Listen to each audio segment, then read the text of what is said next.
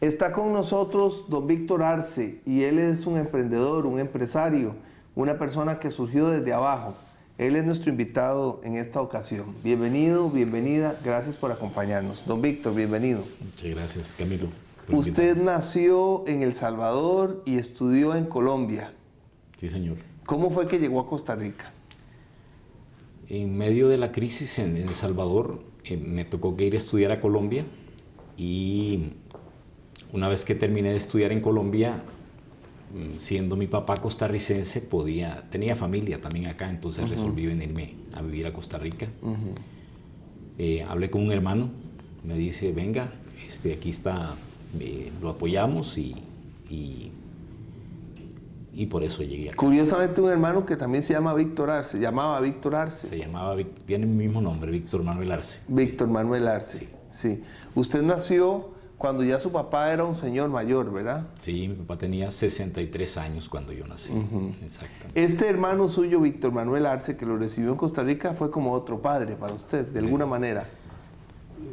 Curiosamente, porque eran dos hermanos acá, pero con Víctor Manuel congeniamos, eso que uno hace como una química, ¿verdad? Y sí, él me abrió las puertas con su familia y por él pude, pues sí, arrancar aquí en Costa Rica y dar los primeros pasos, ¿verdad? Definitivamente. Usted de El Salvador salió primero a Colombia. ¿Qué estudió en Colombia?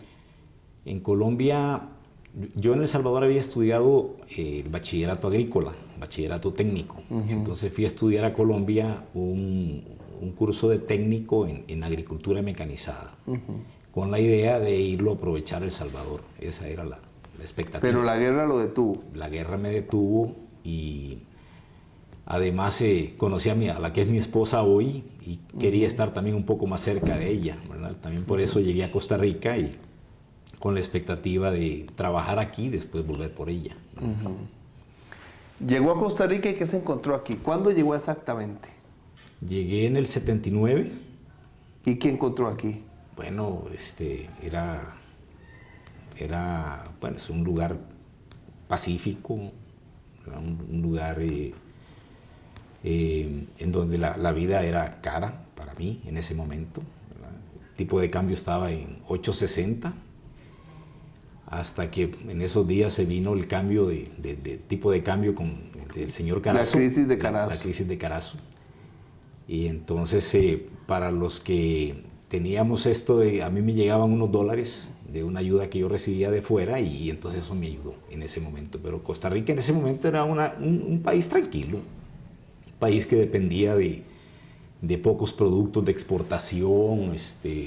Yo recuerdo que nosotros íbamos a las tiendas y pues la oferta que encontrábamos en Colombia era muchísimo más grande y más variada que lo que encontrábamos aquí. Casi siempre preferíamos más bien esperar ir a Colombia para abastecernos que lo que encontrábamos aquí en ese momento. ¿Y usted empezó dando clases en su casa?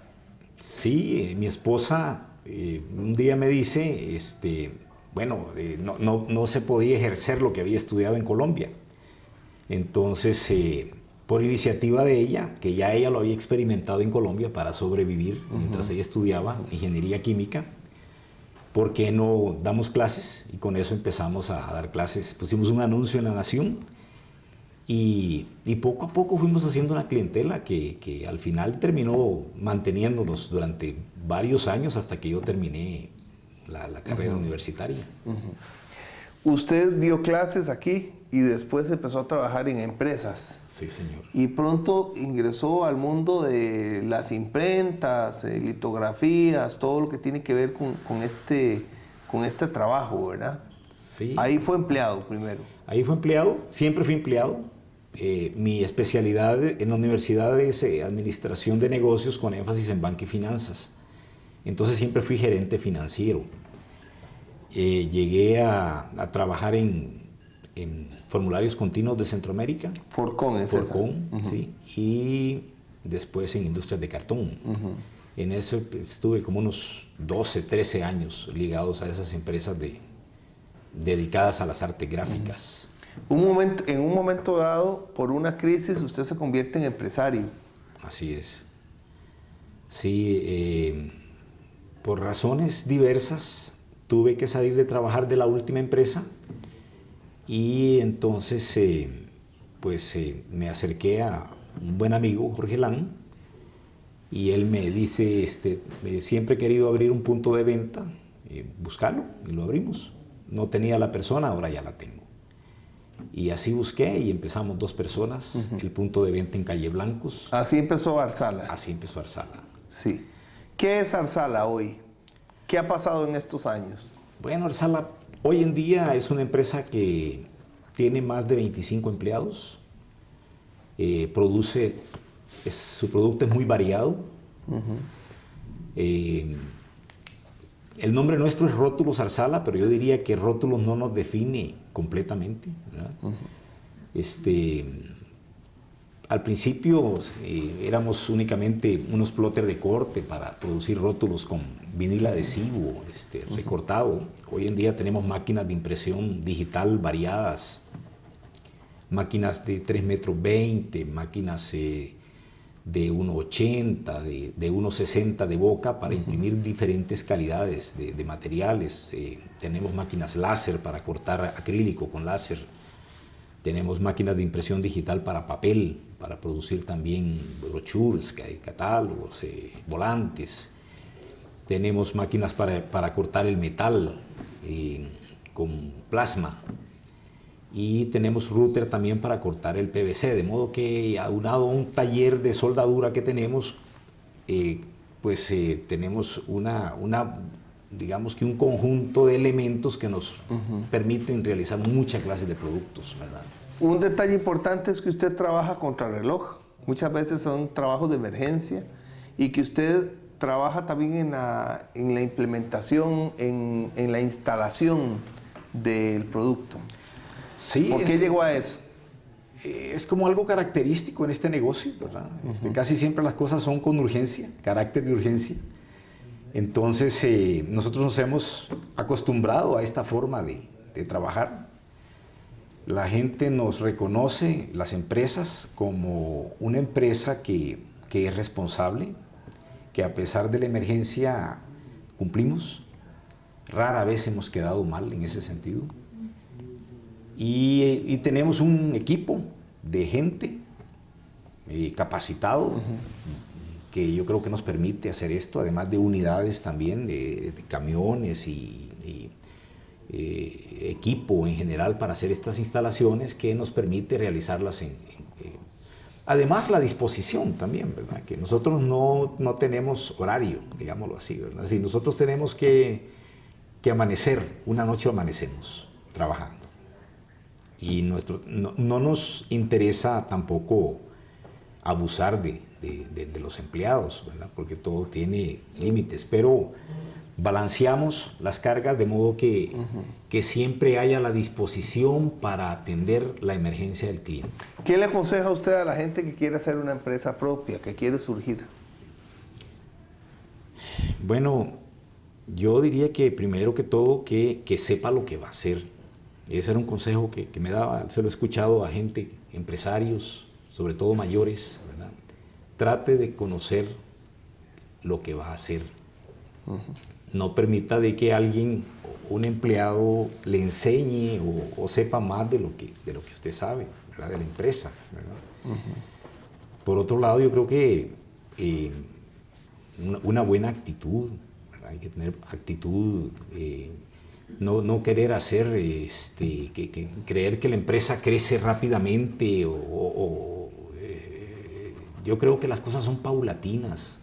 Uno va observando poco a poco las necesidades de los clientes y con base en eso uno va ajustando la empresa a esas necesidades. Creo que hay que ver a los clientes como un amigo, como sentirlo. Un detalle importante que usted me decía es que pocas veces se le ha ido un cliente. Ha sido característico. Tengo buenos clientes que llegan y los reconozco como los que llegaban hace 13 años, siempre digo 11, son 13 años ya, y los veo llegar y me causa satisfacción. ¿Dónde está Arsala? Arsala está en Calle Blancos y en Heredia. en Calle Blancos de los Tribunales de Justicia de Goicoechea, 100 al oeste y 50 al norte. Y en Heredia, frente a la Bomba Total, 300 metros, creo que es como al este del Palacio de los Deportes. ¿Cuál es el teléfono?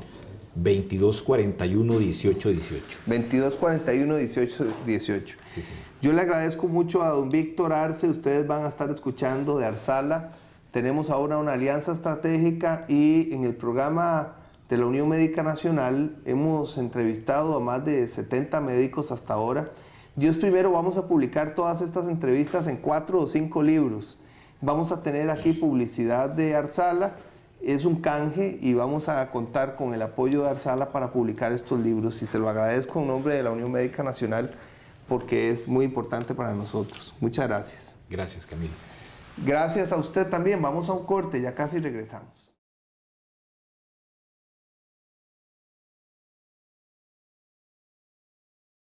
Hace unos 15 años el doctor Gadgens me hizo el favor de invitarme a venir a recibir el método Tomatis.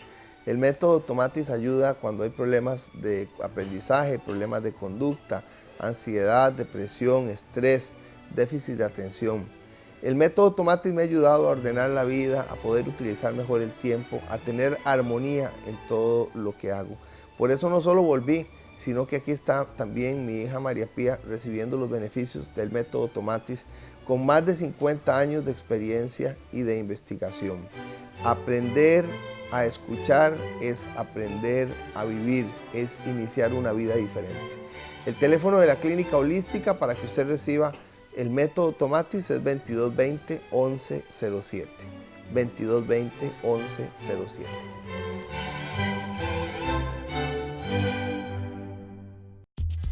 ¿Usted quiere aprender computación? Si tiene más de 45 años o es adulto mayor, venga a Sinfotec y aproveche esta promoción. Grupos pequeños, comenzamos completamente de cero, con personas de su misma edad y nivel. Tecnología de punta, profesores altamente capacitados. Tome la decisión y aprenda a pagar servicios públicos, a escuchar música, ver videos y televisión por internet. Promocione su negocio y su empresa en redes sociales. Marque 4001-5510 y aproveche esta promoción. Somos Sinfotec. Este proyecto se llama El Cerco de Don Manuel, está en Palmichal de Acosta. Es un proyecto muy especial, con cocina de leña, con un rancho donde a usted lo reciben en un modelo de turismo rural comunitario y Don Manuel le canta y lo lleva por el campo.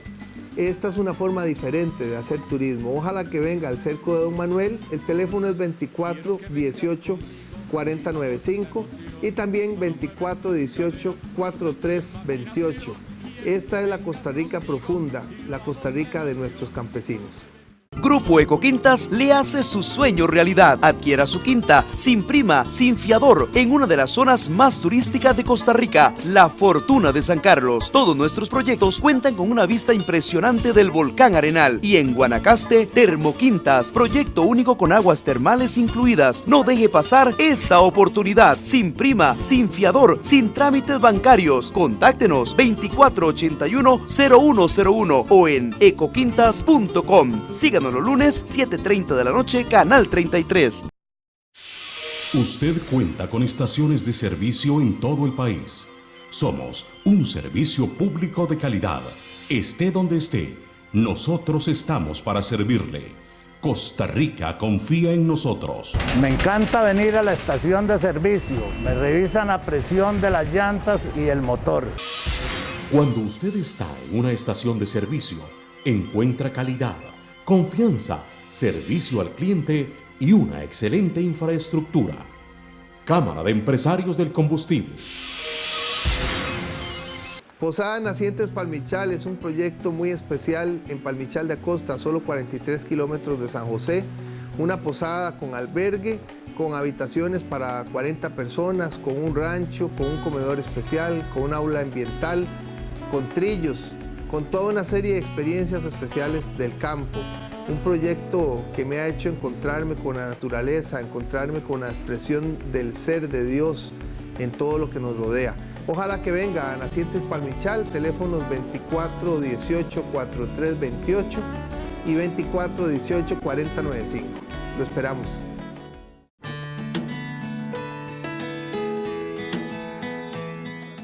Acompaña al periodista Camilo Rodríguez en el análisis de la vida, el trabajo, la misión y la obra de los médicos en el programa de la Unión Médica Nacional. Los jueves a las 10 de la noche, con repetición los viernes a las 6 de la mañana y a las 2 de la tarde. Solo por Expert TV, Canal 33.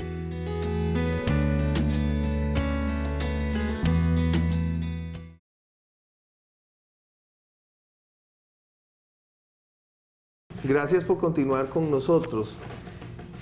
Vamos a hablar ahora con una mujer que hizo un programa de radio y televisión en México, siendo ella costarricense, para ayudar a personas adictas y sus familias. Doña Ana Graciela Martínez ha hecho un gran trabajo y bueno, la conocí también por apoyo a personas adictas en Costa Rica. Bienvenida, gracias por acompañarnos. Con gusto, don Camilo. Usted nació y creció en Grecia. Nací y crecí en Grecia, posteriormente me casé, me fui a vivir a México 29 años y después me descasé y estoy otra vez en Costa Rica. Sí. Durante mi estadía en México tuve la oportunidad de trabajar con diferentes grupos de autoayuda, ¿sí? Y fue una experiencia hermosa. Lejos de ayudar, yo sentí que ellos me ayudan. Usted llegó a tener un programa de televisión y de radio para apoyar a personas adictas y quiero que me hable por favor de esa experiencia. Sí, no entiendo por qué en Costa Rica casi no se usa o no lo hacen, pero viera que sí se capturan algunas personas a través de los medios de comunicación que están desesperados y quieren cambiar su forma de vivir. ¿Sí? Entonces, bueno, nosotros trabajamos en la frontera entre México y Estados Unidos. Mexicali, Baja California Norte, sí.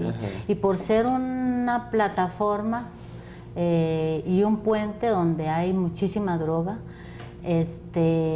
pues hay mucho adicto. Y es algo tan común que ellos lo ven ya normal. Ahora, usted trabajaba y ahora lo hace en Costa Rica no solo con adictos a las drogas ilícitas, sino también con adictos al licor. ¿Qué relación, cuál relación hay entre una cosa y la otra? ¿Por qué el licor es una puerta? Lo que pasa es que el licor es una puerta permitida por la sociedad, ¿sí? Y no tengo nada en contra del licor, de hecho yo tomo también.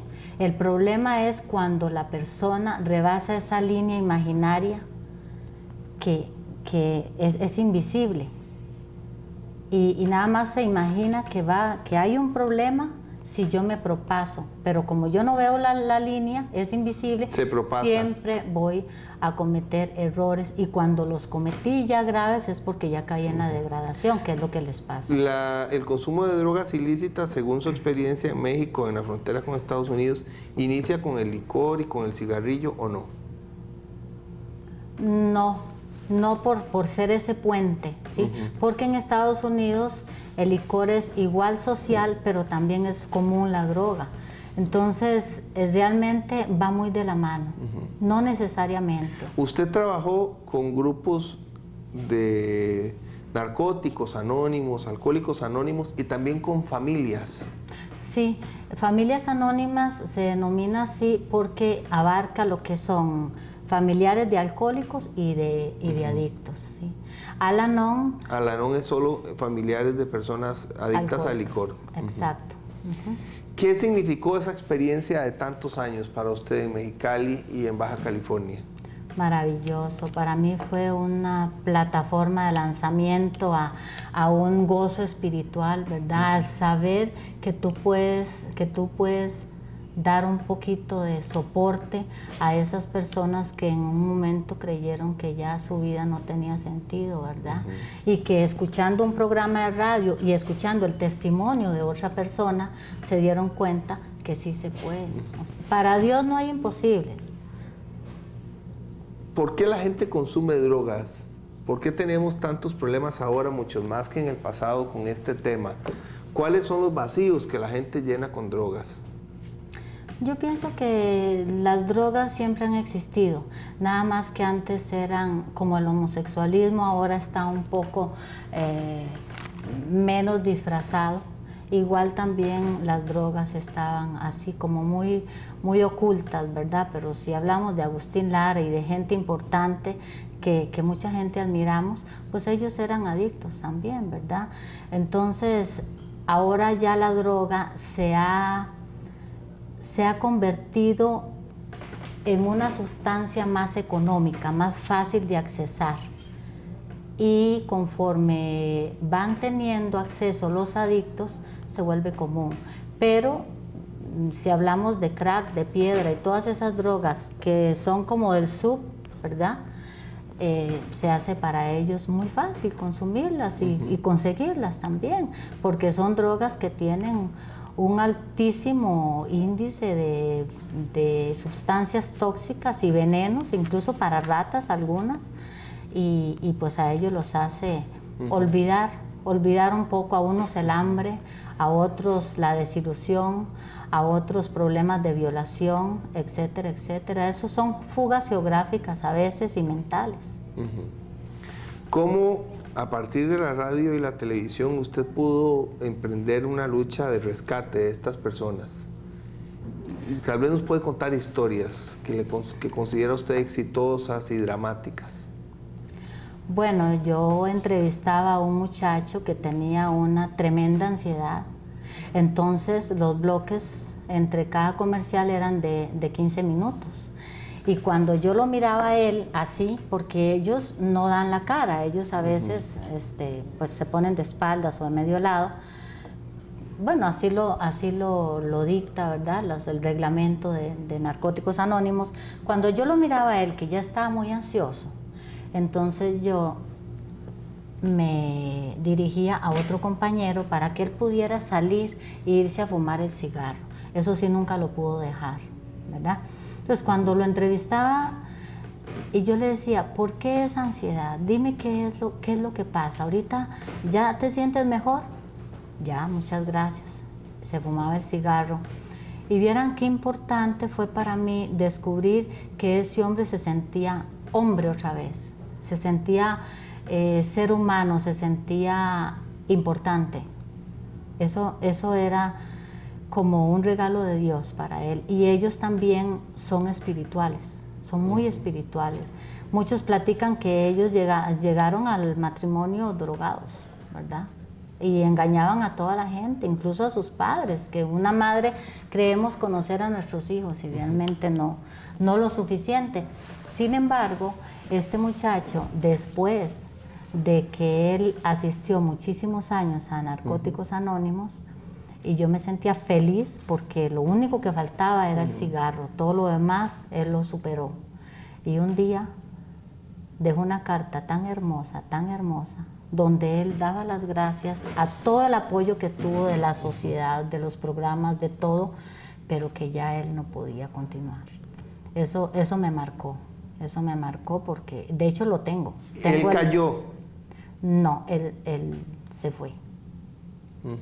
De hecho, lo tengo grabado, en ese programa lo tengo grabado y yo lo veo y digo, Dios mío, el hubiera ya no existe, pero tú dices, ¿qué fue lo que faltó? Te sientes como un poquito impotente.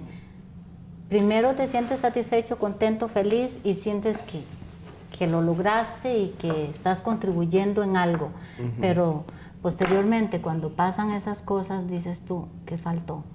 Hace poco tiempo vi una película, Vuelo o Flight, que muestra cómo un piloto también oculta sus adicciones en unas drogas con las otras. Su adicción al licor lo tapa con la cocaína lo hace levantarse del estado de borrachera, de ebriedad en el que está. ¿Tenemos suficiente información sobre las drogas? ¿La sociedad prepara a los jóvenes en este tema o no? Don Camilo, a mí me duele muchísimo que no haya más información, que me encantaría que eso fuera una materia escolar, ¿sí?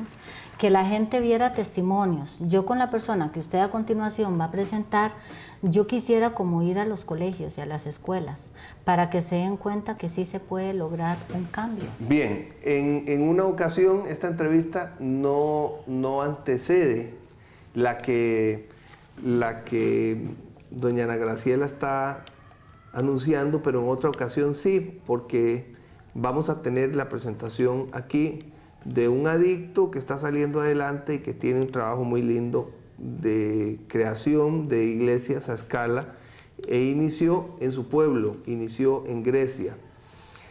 Le agradezco muchísimo el que esté usted aquí. Si alguien desea mayor información, si alguien quiere aprovechar esa experiencia suya de más de 10 años en radio y televisión en México, trabajando el tema de la adicción a las drogas, ¿cómo pueden comunicarse con usted? ¿Cuál es su teléfono? Mis teléfonos son 6014-4346 y 6014-4346 2444 8767. y 2444-8767. Muchas gracias por estar aquí. Que Dios la bendiga. Gracias a usted. Gracias a usted por acompañarnos. Que esté muy bien.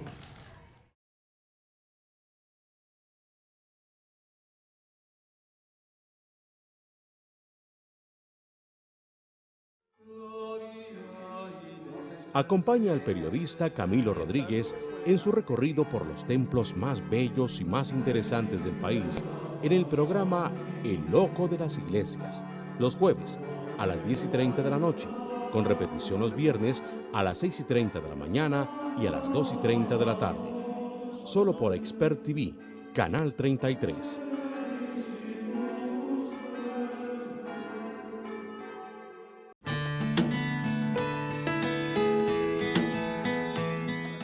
Acompaña al periodista Camilo Rodríguez en el análisis de la vida, el trabajo, la misión y la obra de los médicos en el programa de la Unión Médica Nacional, los jueves a las 10 de la noche, con repetición los viernes a las 6 de la mañana y a las 2 de la tarde. Solo por Expert TV, Canal 33.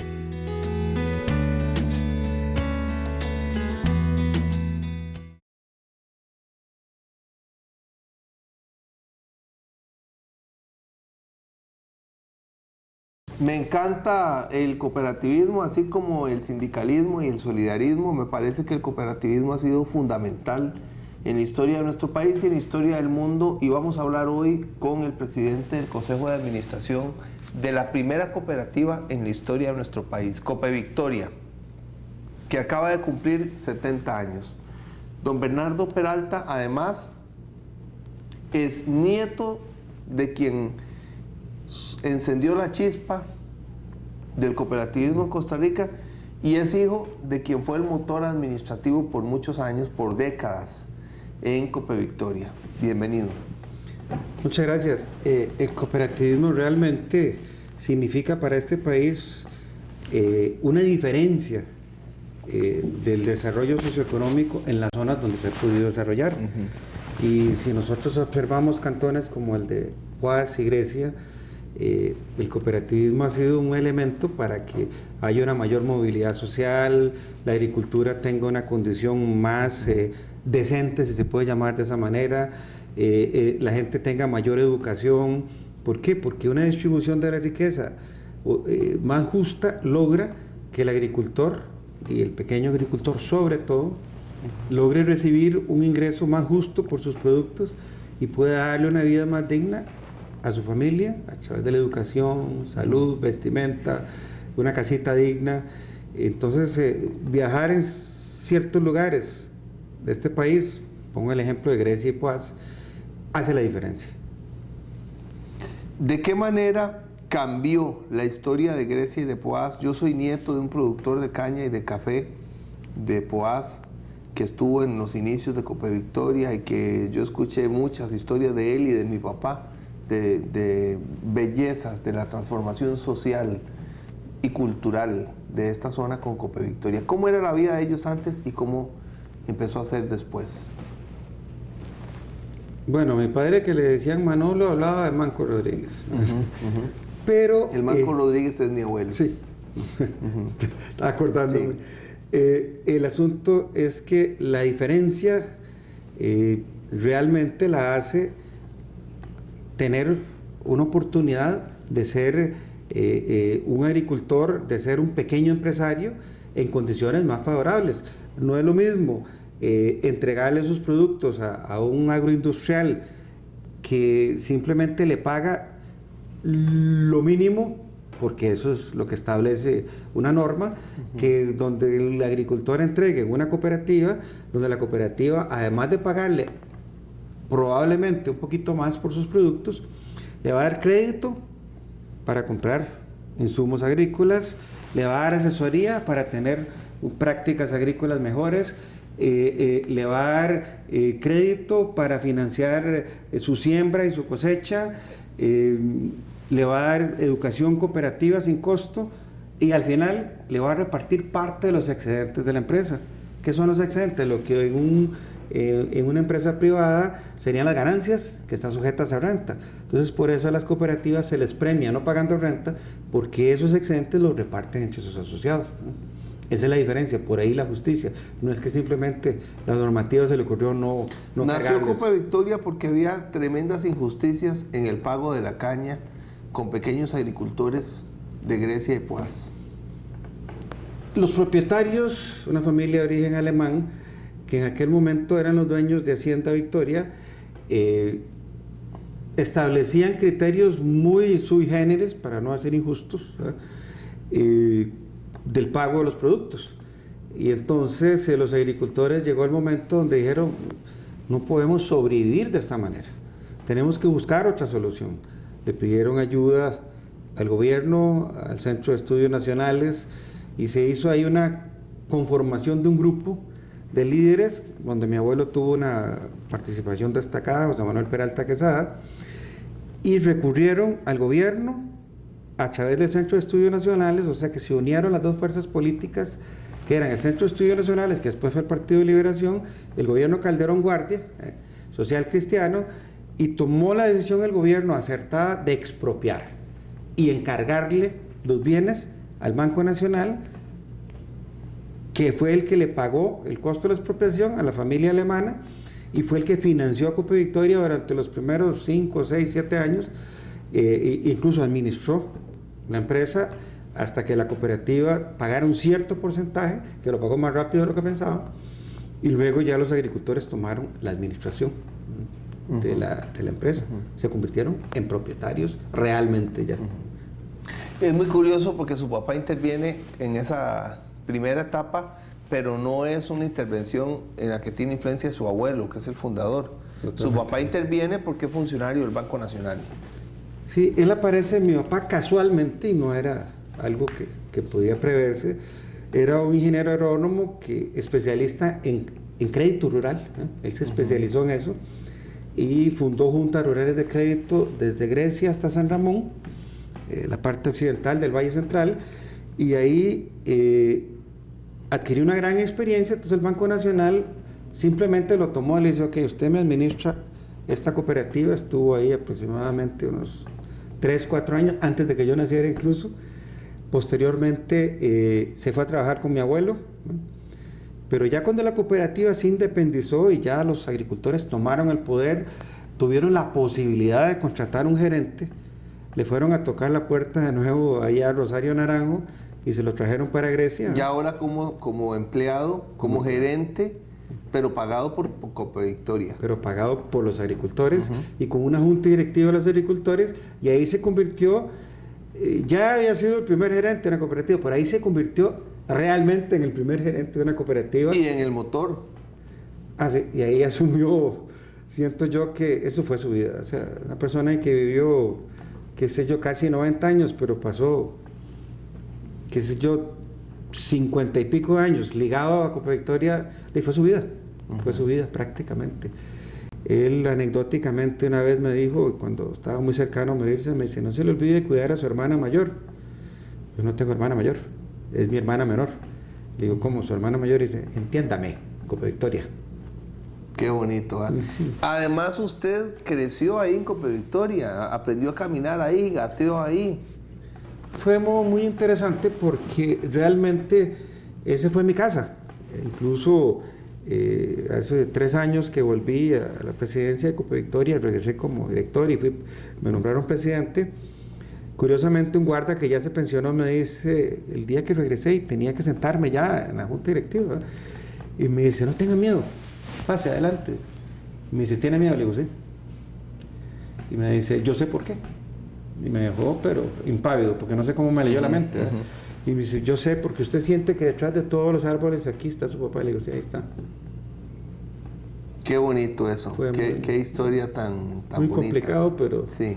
Todavía me ruboriza. Sí, su finca lo hace casi llorar. Su finca, la finca de su familia, es una finca importante dentro de Copa Victoria, pero no por ello usted tenía que volver. Usted volvió porque tuvo interés. ¿Cuándo vuelve usted y qué significa el regreso de una tercera generación consecutiva a la cabeza de Copa Victoria? ¿Cuándo regresa? ¿Cuándo inicia como presidente del Consejo de Administración de Copa Victoria? ¿Y qué ha significado esta experiencia para usted? Hace aproximadamente 3 años me comentó un amigo que es un dirigente cooperativo, me dice, hay rumores de que Copa Victoria tiene problemas. Le digo yo, acompáñame. Fuimos y pedimos una audiencia en la Junta Directiva de Copa Victoria. ¿Ese fue Rodolfo Navas? No. Fue Rodolfo Navas, precisamente. Sí. Amigo cooperativista. Amigo y cooperativista. Y nos sentamos a hablar con la Junta Directiva de Copa Victoria. Yo soy asociado, él es un dirigente cooperativo. Y nos empezaron a comentar todos los problemas que había. En ese momento yo dije, aquí las cosas son complicadas. Y me recordé lo que me enseñó mi padre siempre. Cuando hay problemas, hay que ayudar. Cuando no hay problemas, váyase para la casa. Dijo que hay que ayudar. Cuando ya salimos de esa reunión y ya hay una recta, saliendo de Copa Victoria, de Cañales, y me dice Rodolfo Navas, te tengo que decir algo. ¿Vas a volver seguro? Le digo, qué complicado. Me dice, tenés que volver porque si no esto es complicado, tenés que ayudarlos. Esto es tu vida, esto es tu origen, esto es... Y le dije, por supuesto, tengo que volver. Y eso fue como en marzo. Empecé a ayudar, acompañarlos al presidente de ese momento, don Hermes, a reuniones, el gerente que estaba, el jefe financiero, y empezamos a acompañarlos. Y ya no voy a comentar más detalles, pero ya a principios de agosto volví a la Junta Directiva y nombraron presidente. Con la intención de ayudar, no con la intención de figurar. Es una cooperativa que empezó con caña, ahora tiene caña, café, va a empezar con 3 marcas de café, tiene una asociación solidarista ejemplar, tiene un cementerio, tiene un almacén de suministros, ahora quiere hacer un supermercado. Bueno, tiene mucho, tiene unas grandes lecciones para el país en materia ambiental. Vamos a ir a un corte y regresamos con esto, con todo lo que Copa Victoria ha conseguido.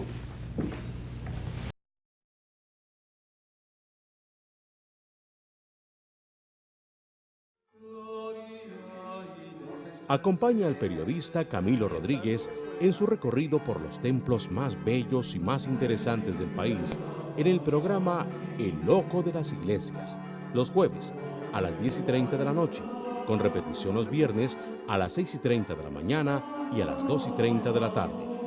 Solo por Expert TV, Canal 33.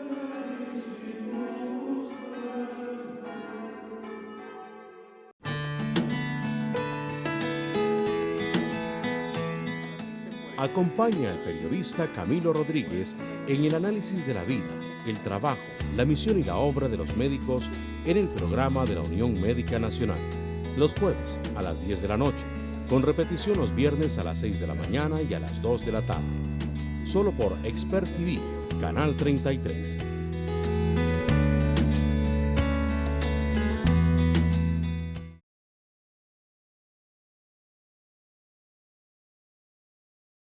Copa Victoria es la primera cooperativa de la historia de nuestro país, tiene 70 años, empezó con caña, ahora tiene caña, tiene café, va a empezar con 3 marcas de café, tiene un cementerio, un almacén de suministros, una gasolinera, tiene una asociación solidarista ejemplar. La asociación solidarista es una empresa verdadera que le ofrece servicios a Copa Victoria, por ejemplo en transporte, y ahora están hasta empezando a estudiar el desarrollo de un supermercado.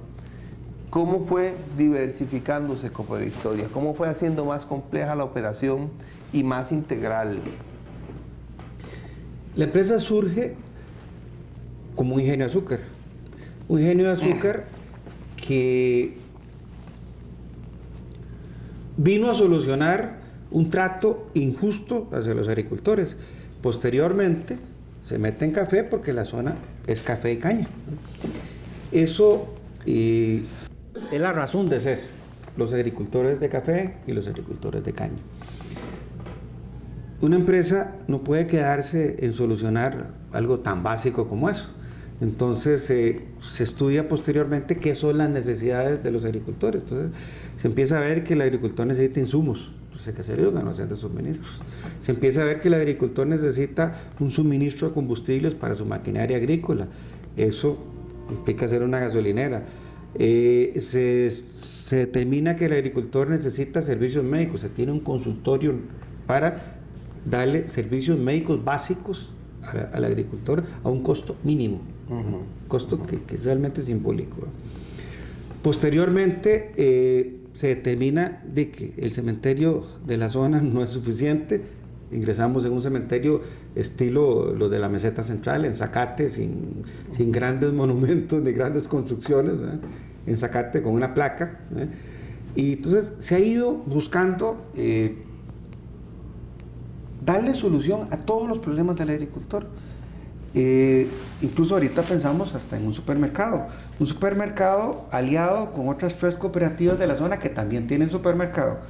¿Por qué entrar en otras? Que son, por ejemplo, Copro Naranjo, me imagino. Copepalmares y Copetenas. Copepalmares sí. Y Copetenas. Poquito a poco hubiera llegado a las 3. Sí. Las 3 tienen asociación solidarista. Las 3. No lo sabía, realmente. Buenas asociaciones solidaristas. Tal vez la de ustedes es la más desarrollada de todas, pero todas tienen asociación solidarista. Yo he ido a Copro Naranjo, a asambleas, sobre todo he ido a Copepalmares y a Copiatenas, que recuerdo hasta cuándo fui. Vea la hermandad del cooperativismo y el solidarismo. ¿Y qué piensan esos agricultores de Copevictoria? ¿Cómo ubican en su corazón y en su destino, en su vida, en su camino a Copevictoria? ¿Cuáles son sus inquietudes con respecto a Copevictoria? En un inicio era la solución a todos sus problemas. Ahora pues, no se puede pensar que sea la solución a todos sus problemas, pero en momentos de crisis, ahorita estamos empezando a salir de una crisis de precios del café. Ha sido realmente una bendición para el agricultor de café, por ejemplo. El agricultor de café ahorita recibe insumos a precios muy razonables, ¿no? Ha recibido ayuda en crédito subsidiado muy razonable. El agricultor, ahora en momentos en que hubo la plaga de la roya, ha recibido contribuciones gratuitas en agroquímicos para combatir la plaga de la roya. O sea, la empresa, gracias a que hace 3 años que volvimos, ha saneado sus finanzas, ha priorizado sus actividades hacia lo más rentable, hacia lo realmente necesario, ha tenido un poquito de ahorros y le ha podido ayudar a los agricultores de una manera muy decidida. En caña le pagamos 10 colones por kilo sobre cualquiera de los ingenios de la zona, ¿no? Incluso superior a lo que Laica, nuestro comercializador de azúcar, ¿no? Donde estamos todos los ingenios de azúcar, a lo que Laica paga. Entonces hacemos una diferencia, una gran diferencia. No es lo mismo que reciba, qué sé yo, 18,000 colones por tonelada que reciba 19,000 colones. Un 5% es una gran diferencia para un agricultor de caña, recibir un aporte adicional que la empresa lo saca de su bolsillo. ¿Quién lo produce? La plantita industrial bien manejada del ingenio Copevictoria. ¿Por qué? ¿Quién es el dueño de la planta? Los agricultores. ¿Quién es el dueño del beneficio? Los agricultores. Entonces, si tenemos pequeños agricultores dueños de la agroindustria les puede repartir sus ganancias. Y eso es lo que llamamos una justicia social o socioeconómica o una repartición equitativa de la riqueza. Y eso es el cooperativismo. Esa es la razón del cooperativismo. Los pioneros de Rochdale en Inglaterra, eso es lo que plantearon desde un inicio. ¿Ya? Un beneficio colectivo a través de la unión de esfuerzos personales y a través de la unión de capitales. Por eso el cooperativismo es una mezcla de personas y capital, que se logra con voto igual, aunque a cada quien le darán ganancia de acuerdo a su aporte. Pero para las decisiones... Todos tienen el mismo voto. Todos tienen el mismo voto. ¿Okay? Y vean que aquí lo puede hablar alguien que tiene una situación mejor que algunos, pero que no me arrepiento y me siento muy orgulloso de tener el mismo voto. Igual que el muy pequeño. Porque la finca de su familia es de las más grandes, de las que más producen. En la zona, digamos, en el caso de Copevictoria. En el caso de Copevictoria. Y no pretendemos tener más capacidad de decisión que la que lo diga la mayoría. Eso es un respeto a la decisión de la mayoría muy interesante. Y eso no todo el mundo lo comparte, pero el que lo comparte logra. Es que es uno de los principios beneficios del cooperativismo. El principio del cooperativismo, exactamente. ¿Cómo les va con el café? ¿Cómo entraron en el café? ¿Cómo es que ahora están pensando hasta en 3 marcas de café?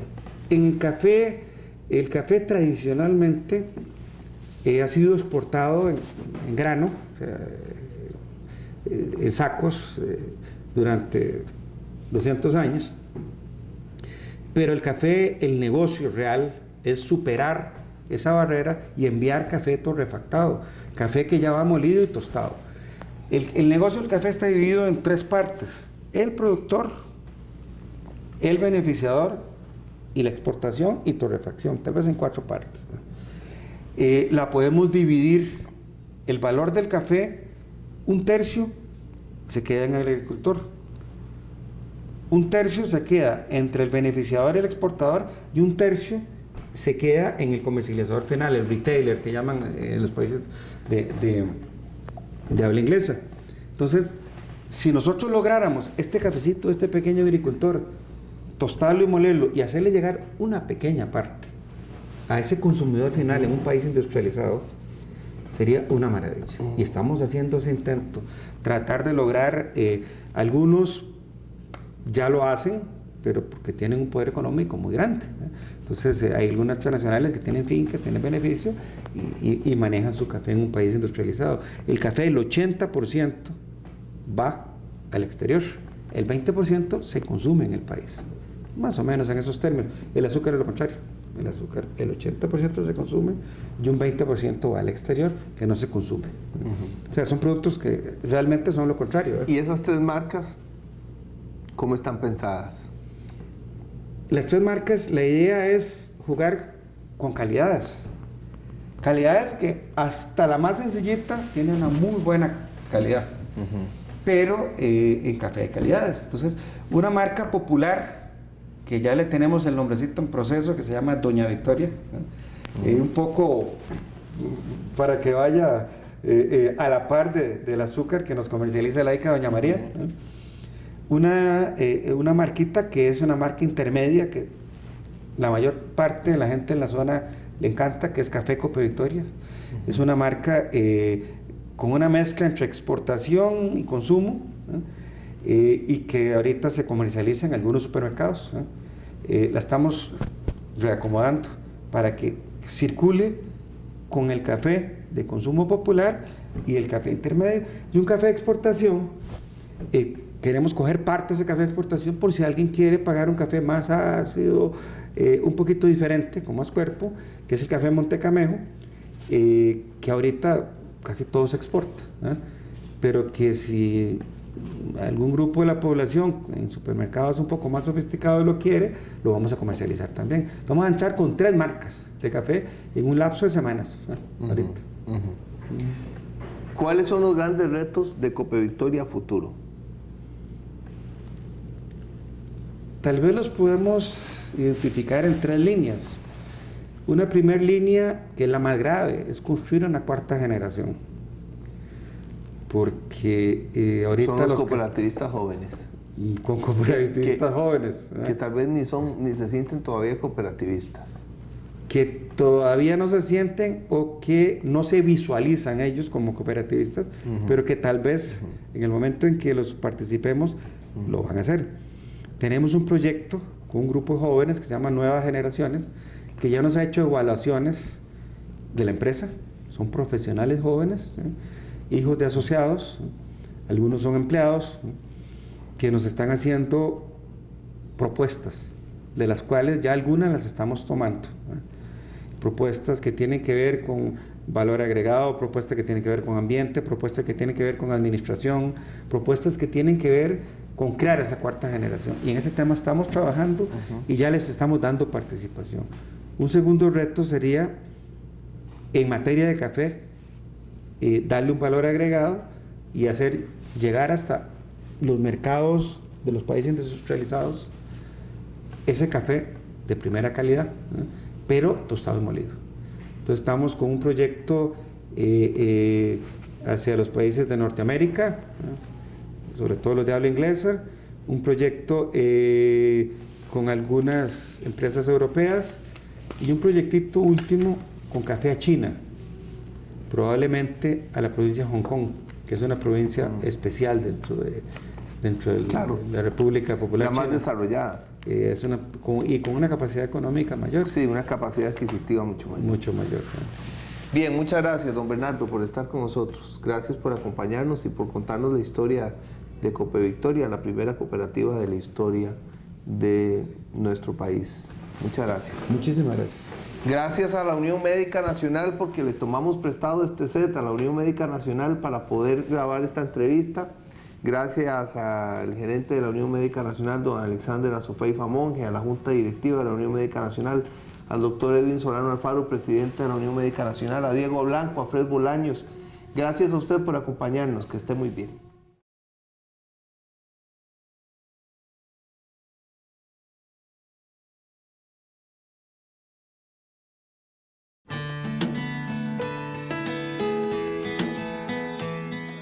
Acompaña al periodista Camilo Rodríguez en el análisis de la vida, el trabajo, la misión y la obra de los médicos en el programa de la Unión Médica Nacional, los jueves a las 10 de la noche, con repetición los viernes a las 6 de la mañana y a las 2 de la tarde. Solo por Expert TV, Canal 33.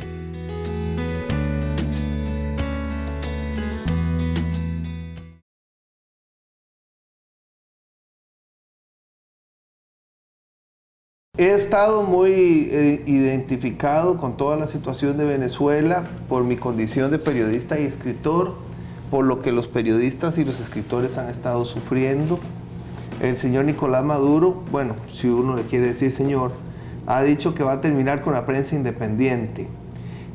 Esa declaración de él me hizo prestarle más atención a lo que ocurría en Venezuela, junto a un escultor y pintor costarricense que se llama Carlos Poveda, casado con una venezolana y que tiene todo un activismo en París.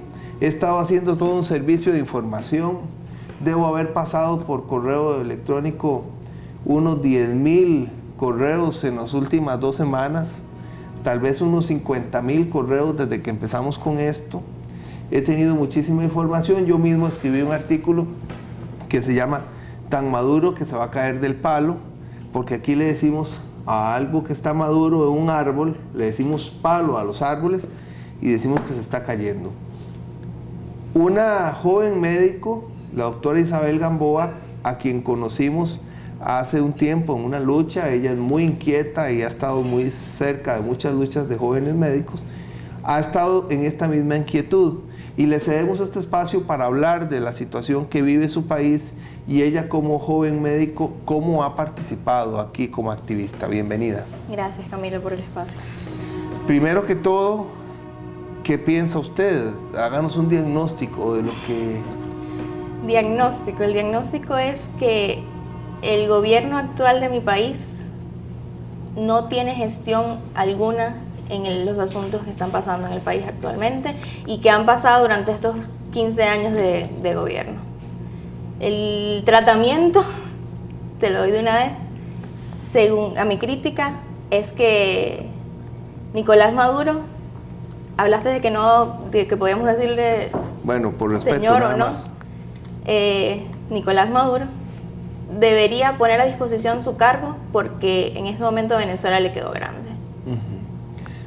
Bueno, yo tengo un montón de información periodística que ha estado surgiendo, pero ¿qué es lo que ocurre en Venezuela hoy? Ok, lo que ocurre en Venezuela en este momento es que primeramente existe un problema de inseguridad. Los homicidios han subido a 73 homicidios al día en Venezuela. Además de eso, existe escasez de alimentos. La gente va al supermercado y ni siquiera sabe lo que va a ir a comprar porque no saben qué va a haber. Entonces hacen una fila interminable para cuando llegan van con 2 personas, cuando llegan a pagar, la otra persona trae lo que encontró. Cuando dicen hay leche, se hace una fila aún más interminable. ¿Por qué hay escasez de leche, de papel higiénico? De cosas básicas, cosas de consumo diario. Leche, papel higiénico, pollo, arroz, frijoles, cosas que comemos todos los días. Además de eso, existe un cercenamiento de la libertad de expresión. En este momento los medios de comunicación no se les permite decir o informar al país acerca de lo que está pasando, por lo cual la única fuente de información para los venezolanos en este momento son las redes sociales. Y aún así el gobierno está viendo cómo también censura las redes sociales. De hecho, hace poco en Twitter las fotos no salían. Se le preguntó a la gente que trabajaba en Twitter y ellos mismos dijeron que era el gobierno venezolano quien había censurado estas imágenes. Sin embargo, con Internet hay una imposibilidad total de cercenar por completo a la prensa. Usted puede cercenar a la radio, a la televisión, a la prensa escrita, pero por Internet usted lo sabe porque usted recibe el servicio de noticias en el que yo he sido puente de todas estas denuncias. Y precisamente eso es lo que hemos tratado los venezolanos que estamos fuera de nuestro país, de informar al mundo, de hacerle ver al mundo lo que está pasando en Venezuela. Y eso va a pasar, eso no es algo que sucedió de hoy para mañana, o sea, no es algo nuevo, es algo que se ha reagudizado, sí, en estos últimos días, pero es algo que es una suma de cosas. Ha venido sucediendo desde la presidencia del señor Chávez hasta ahora, donde se ha agudizado aún más. Y gracias a Dios existe esa posibilidad de que los venezolanos que estamos afuera podamos hacerle ver al mundo lo que está pasando, y creo que en algunas ocasiones ha funcionado bastante bien. Ya ha habido varios pronunciamientos acerca de mandatarios de otros países, acerca del mismo don Oscar Arias, en su posición de Premio Nobel de la Paz. Además, hace poco tuvimos una actividad aquí en el país el día sábado en la Plaza de la Democracia, haciendo un SOS por Venezuela, donde se acercó el ex candidato Otto Guevara y el actual candidato a la presidencia Johnny Araya, los cuales demostraron su total apoyo hacia los venezolanos, hacia la parte, vamos a decir, que quiere un cambio en Venezuela. Todavía nos está faltando, y aprovecho las cámaras también para hacer saber esto, el pronunciamiento de la Presidenta de la República, el cual sería de suma importancia para el pueblo de Venezuela en ese momento, en su posición de representar la CELAC en ese momento. Hay todo un activismo también por Facebook, por Twitter. Yo en Facebook sé, por ejemplo, un amigo mío, Leo Guevara, que tiene todo un trabajo ahí, y ustedes han hecho toda una movilización. La situación de rebeldía se ha agudizado muchísimo. Originalmente eran 3 provincias y ahora es todo el país. Sí. Y ya hay hasta una situación de saqueo en el país. Sí, bueno, todo eso son cosas que vienen por la misma situación. El gobierno de Venezuela habla de que ha tratado de hacer en Venezuela una sociedad socialista, donde no haya distinción de clases sociales, y en realidad eso, y que ellos dicen que eso promueve que desaparezca la delincuencia por la misma, el mismo acercamiento entre clases sociales, cuando es todo lo contrario, ¿verdad? O sea, en vez de sumar, de haber más clase media, hay más clase pobre. A la clase pobre que ya está, no se le da las herramientas para que surja como activistas en cuanto a la economía del país. ¿Por qué? Porque uno no puede sacar un país adelante regalándole a una persona una bolsa de arroz todos los meses. Uno saca un país adelante dándole a esa persona las herramientas para que trabaje, y con ese trabajo compre su bolsa de arroz. Enseñarle a pescar y no darle una caña de pescar y no el pescado. Exactamente. Entonces, eso es lo que está pasando en Venezuela en este momento. Además, por la poca libertad de expresión que existe en este momento, se han hecho muchas manifestaciones pacíficas por parte de la oposición al gobierno actual, donde además estas personas han sido apresadas por manifestarse. Son personas que no hay ninguna violencia que venga de parte de esa parte de la población. ¿Qué arma puede tener un estudiante? Si no es más que una pancarta y unas manos que generen paz. Entonces...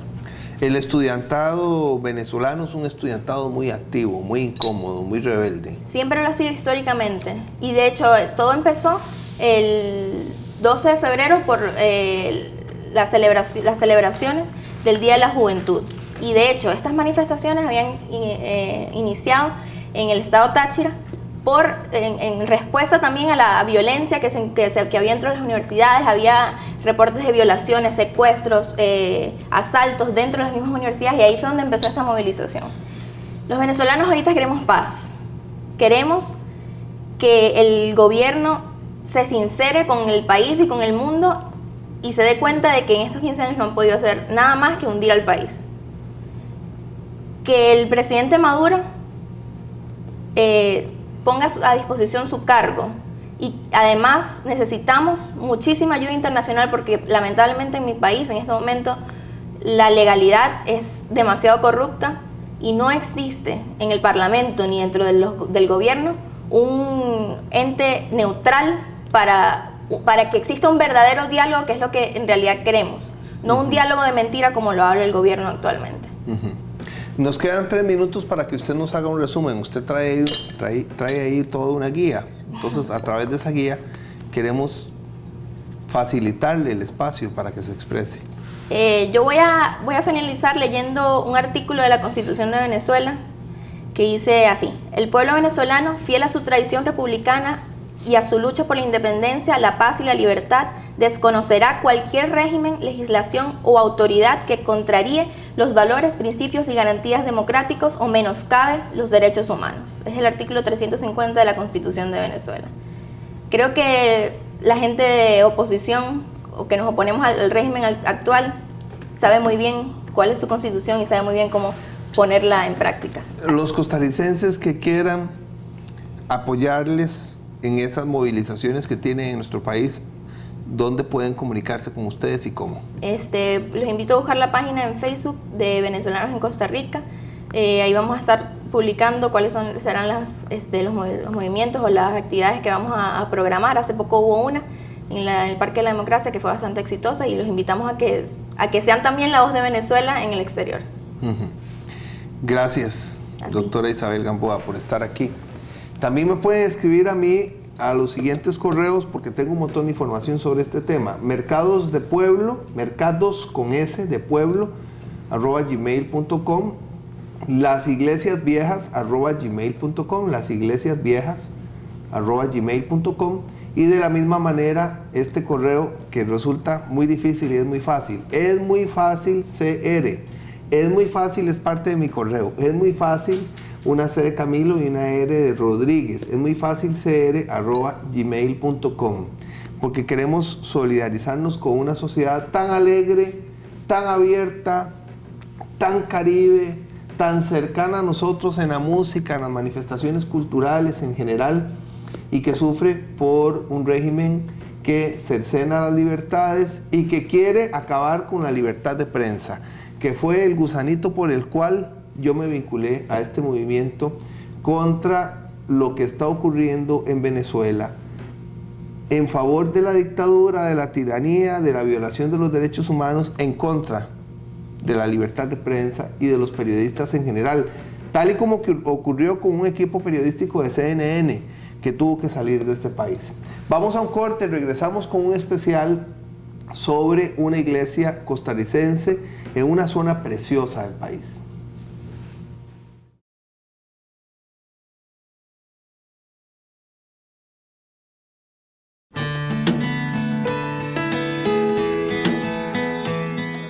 Acompaña al periodista Camilo Rodríguez en el análisis de la vida, el trabajo, la misión y la obra de los médicos en el programa de la Unión Médica Nacional, los jueves a las 10 de la noche, con repetición los viernes a las 6 de la mañana y a las 2 de la tarde. Solo por Expert TV, Canal 33.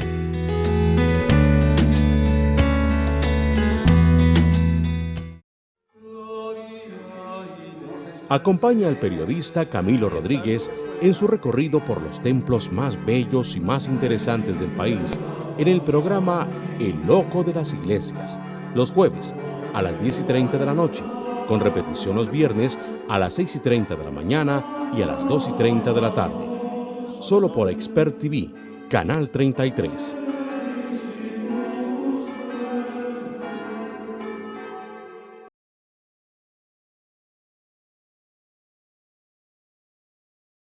Cada quien tiene sus gustos, sus patines, sus teleles. Yo tengo locura por las iglesias. Y esta casa me atrapó precisamente porque esta iglesia que acaba de construir la familia Rojas aquí en Zarcero es para mí la más pequeña de Costa Rica. Yo he fotografiado 2.700 iglesias en este país y por algo diré que esta es la más pequeña. La familia Rojas y lo que ha hecho para tener esta iglesia y una casa bellísima en Zarcero es el tema de esta noche. Doña Elsie Vilma Rojas Rojas es una de los 12 hermanos que heredó esta casa. Durante 4 o 5 años yo tuve un programa en Canal 14 en San Carlos y viajaba los jueves y también los sábados y siempre suspiraba cuando pasaba frente a esta casa. Luego la casa fue restaurada y en alguna parte remodelada y le construyeron al lado esta iglesia bellísima, pequeñísima, que es como un monumento en miniatura. Doña Elsie Vilma Rojas Rojas nos va a contar un poco cuál es la historia de la casa, también de la iglesia y de la familia. Gracias por recibirnos aquí en Zarcero. Bueno, mucho gusto. Esta es una casa muy antigua, Camilo, que fue de mi abuelito Judas Rojas. Judas Rojas, que fue uno de los fundadores. Uno de los fundadores del cantón de Zarcero. Y se lo heredó a mi papá. Mi papá al morir se lo hereda a mi mamá y mi mamá se lo hereda a todos los hijos, que éramos 12. ¿Qué hacía don Judas Rojas, su abuelo? Bueno, él era un agricultor. Él cultivaba la tierra, tenía cerdos y dicen que era una persona muy adinerada en el cantón y muy poderosa. Ayudó mucho a la iglesia, ayudó mucho a la municipalidad. Estaba en el salón de las sesiones municipales la foto de él. Como ¿Y su papá cómo se llamaba? Mi papá se llamaba Tobías Rojas. Tobías Rojas. Hijo de... ¿Su mamá? Mi mamá Consuelo Rojas Jiménez. Consuelo Rojas Jiménez. Sí. Don Tobías y doña Consuelo heredan esta casa. Ajá. Y luego, bueno, tienen creo que 14 hijos o 12 hijos. 12. 12 hijos. 12 hijos. ¿Y ustedes se criaron aquí? Nosotros nos criamos, nacimos aquí en esta casa porque... ¿Aquí nacieron todos? Todos nacimos aquí, inclusive la menor de mis hermanas, ella nació aquí. Aquí nos criamos y nos fuimos casando y mis hermanas se fueron para los lugares de los esposos y yo me quedé aquí cerca de mamá y papá. De hecho usted vive al lado, ¿verdad? Yo vivo al lado, mi hermana Sara vive del lado arriba y tengo otro hermano que se llama William, vive aquí y Paula. ¿Y hay muchos que viven lejos? Pues sí, mi hermana que vive en Estados Unidos, Virginia. ¿Y en San José viven algunos? Y en San José viven 5. Esta casa fue heredada por los 12 hijos, pero entiendo que ahora es de 4 hermanas. Sí. ¿Cómo fue que se dio El asunto es que al morir mamá se iba a distribuir y tenía que vender la casa. Entonces se puso hasta un rótulo de venta y dijimos 4 de mis hermanas, ¿no? ¿Cómo es posible de que se vaya a vender esta casa si es una reliquia para nosotros? Entonces mi hermana Maribel dijo que ella iba a hacer un préstamo y compró el terreno y entonces entre mi hermana Virginia y Maribel pudieron remodelarla. y quedó. Es de para- 4, de Maribel, que vive en San De José, de Maribel, Virginia, que vive en Los Ángeles, California, de Estados Unidos, Virginia, de Vianey, y Aney. mi hermana y mi hija también. Sí, somos 4. ¿Qué significa la remodelación, la restauración de esta casa para ustedes? ¿Qué siente usted ahora cuando está en la casa? Ay, es una gran dicha, eso es como una joya para todos nosotros. Y estamos felicísimas de tenerla. De Diego Blanco, el conservarla. productor de este programa, está feliz con esta cocina de leña que estamos viendo ahorita. Ah, sí. ¿Esta cocina de leña de quién era? La cocina de leña era de mi mamá. Sí, era de la cocina de la casa antigua. Y entonces quedó aquí en la casa. Y ahorita ¿Su mamá falleció en esta casa o viviendo en esta casa todavía? falleció en esta casa Falleció en sí. esta casa. hace 6 años. También me impresionan estas fotos que estamos observando ahora. Aquí está la foto de su abuelo Judas Rojas. Ajá. ¿Y este otro abuelo cómo se llama? El de la otra foto. Honorio, se llama Honorio Rojas. Honorio también, Rojas, sí. sí. Y aquí también hay una foto especial de sus papás. Y mi mamá. Su mamá y su papá en Eso. otra foto. Me llama la atención porque este tipo de marcos de estas fotos y este tipo de uso como de una tercera dimensión del vidrio no era natural tampoco en la época en nuestro país. ¿De dónde vienen estos trabajos? Mi mamá nos contaba que había venido un señor